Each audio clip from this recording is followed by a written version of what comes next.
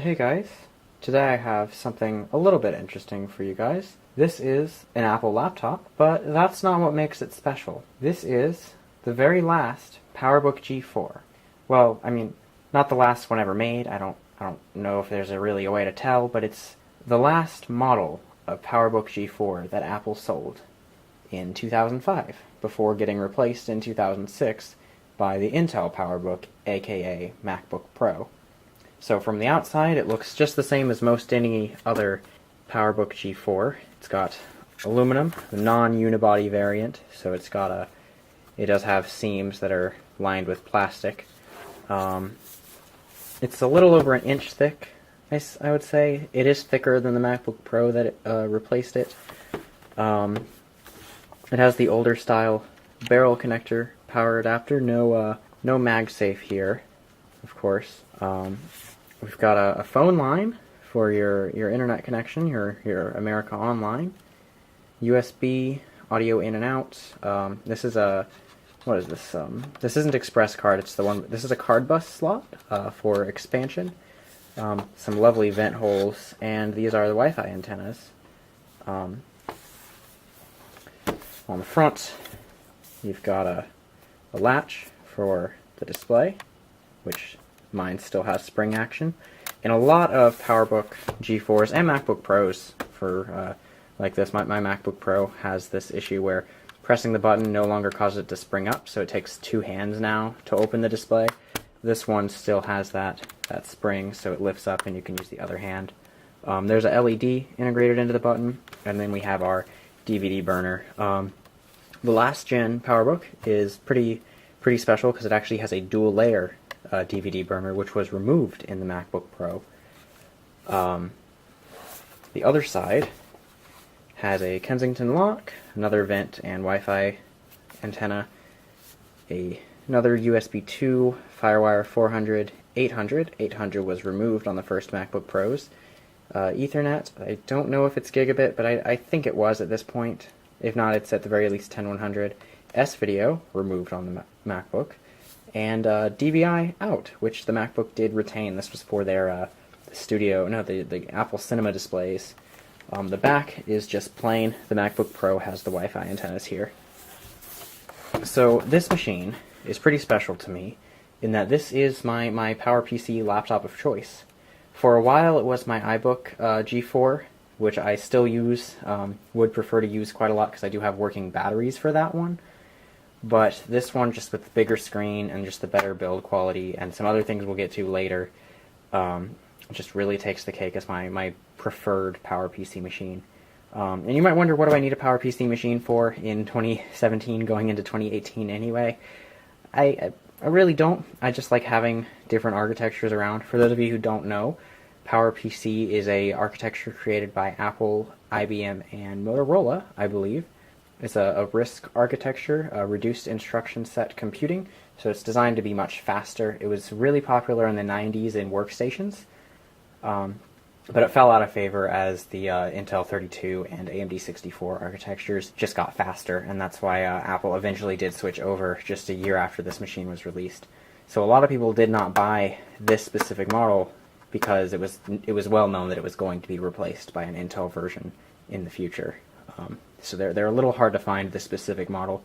The dual layer drive being one of the things that makes this one special, and there is one other feature that makes this model very unique, which we'll get to when we open it up. So let's go ahead and do that. Just demonstrate the one-handedness here.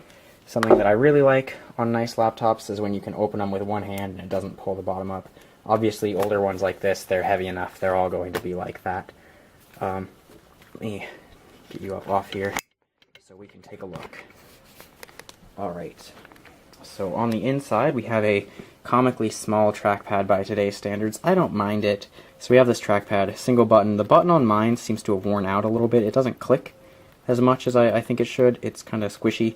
Tap to click works, two-finger scrolling works, so that doesn't really bother me too much. Sorry about the nails, by the way. This is what happens after a week of working on computers and phones. They've entirely chipped away, and mostly chipped away elsewhere. If it's distracting, my bad. And we do have a keyboard. The keyboard is silver. It's actually clear plastic, painted silver with the letters masked out. So it is a backlit keyboard, so the light will shine through. Backlit was an option on most of the 15-inch PowerBooks. Standard on all the 17s, not an option on the 12-inch. The later models all had it, except for the 12, of course. You can tell if you have it by seeing the keys up here.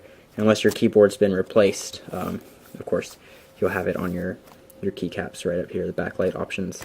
There are stereo speakers on the side, and the really nice shiny silver power button that Apple does. And then we have the display, which, let me go ahead and get this thing powered on, and we'll keep talking about that. On top of it, no webcam. That wasn't until the MacBook Pros did we get a webcam above the display. But this display is special.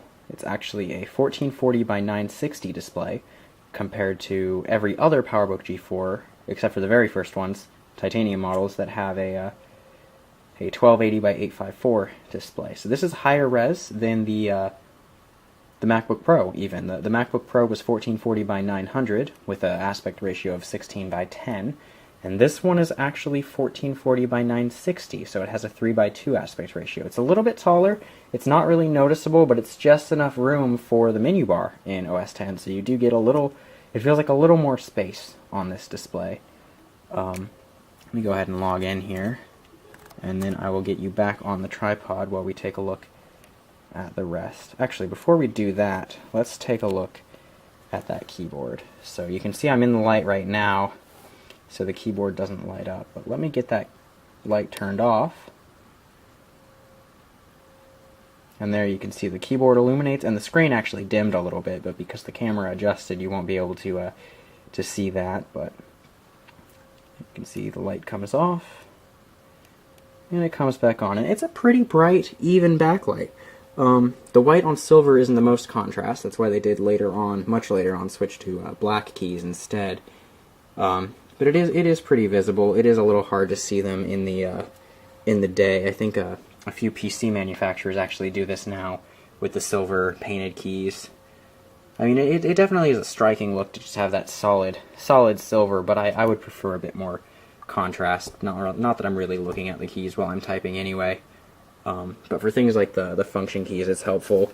It has a integrated numpad in the keyboard, so that enables that here. And then there is a LED under the caps lock key, which is still standard for all Apple keyboards to have that green LED. Alright, so you can see this Mac is running OS X 10.5.8. That is the newest you can run on any PowerPC machine. This one would have shipped with 10.4 of some variant. It has 2 GB of DDR2 RAM, that is the maximum. This is the only PowerPC, or the only PowerBook G4 to use DDR2, apart from the 17-inch model of the same year. And it has a 1.67 gigahertz G4, and this is actually a G4 7448, I believe. So it is a different model used. It's a different CPU that the previous generation used, which was also configurable with a 1.67 G4. So it's still going to be faster than that one. From what I can tell, the information out there is a little hazy on things like that, so I'm not entirely sure, but that's what it sounds like from my own research. Let's go in and have a little bit more information about that. Yeah, so you can tell this is the PowerBook 5.8, the very last of the 15-inch. There is a 17-inch variant of this same model, and it is the 1.67, as you can see there, with 2 gigs of RAM. You can see the whole system specs. You can go ahead and steal my serial number and try to get a warranty claim through Apple. I dare you. It has a standard ATA hard drive. I believe this is it's a 150 gig. I think it might be the standard drive. It also has that dual layer disk drive here, which it doesn't really tell you that it's dual layer or anything here, but it is, I promise. I have actually tried it. Audio, not much interesting in there. Let's take a look at graphics. So it has the Mobility Radeon 9700, which was a pretty good card for the time. From what I know, I wasn't into computing then. I was a child. And it does have 128 megs of VRAM, which is pretty decent for a laptop of the time. And you can also see here it is that 1440 by 960 display. Speaking of the display, one thing I forgot to mention when it was powering on earlier, this is a fluorescent backlit display, not LED like in the 2007-ish and later MacBooks, so it does take a while to warm up, and it'll get brighter after around 3 minutes of using it. Let me see, we can also see the memory here. Yes, it is 2 1 gig chips, because that is the maximum that it can take. So that's really all on that. So what do I use this machine for? I mean, what am I using a PowerPC machine for in 2018 anyway? Well, actually, I have my iTunes library on here, which might be a little strange, but now that Apple Music has taken over, and I do use Apple Music, I do still want to maintain an older iTunes library for iPods and things like that, you know, just in case I want to use that, because there are iPods that interest me that I do want to use.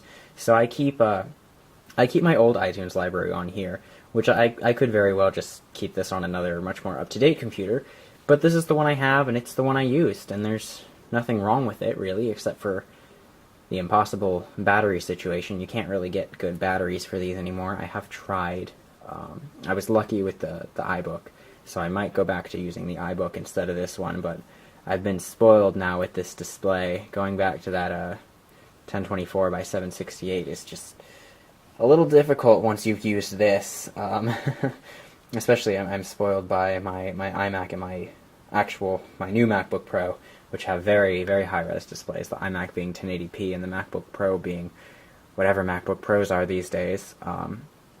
But I have a lot of music on here that's kept in just standard like iTunes library format with no Apple Music to interfere, nothing like that. So that's really what I use it for. I do have a couple other programs on here. I have a text editor I always keep around, and I do install Photoshop on everything. And I was going to play around a bit with Final Cut Express. I haven't ever gotten into doing that, but I feel like this would be the perfect machine to do so. But yeah, that about does it for the PowerBook G4 15-inch, the last of its kind. It's a very, very special machine to me, because I think Apple did lose something when they switched to Intel. They lost what really made them different. Now, the difference between a PC and a Mac is harder to explain when the spec sheets look so similar and sometimes worse. Back when they were completely different machines, almost incomparable, Apple definitely had a charm to their computers. Not to say they're bad now. I still use them, but there was always that edge that this was different. It doesn't run anything like a PC. It's totally different. But you know, maybe that's a good thing, because you know, if they did stick with it, they wouldn't have able to ever get laptops thinner than this because you know, thermals. And I don't know about you, but this thing is a brick to carry around, so I'd rather not. Well, that about does it for this video. I will see you guys in the next one.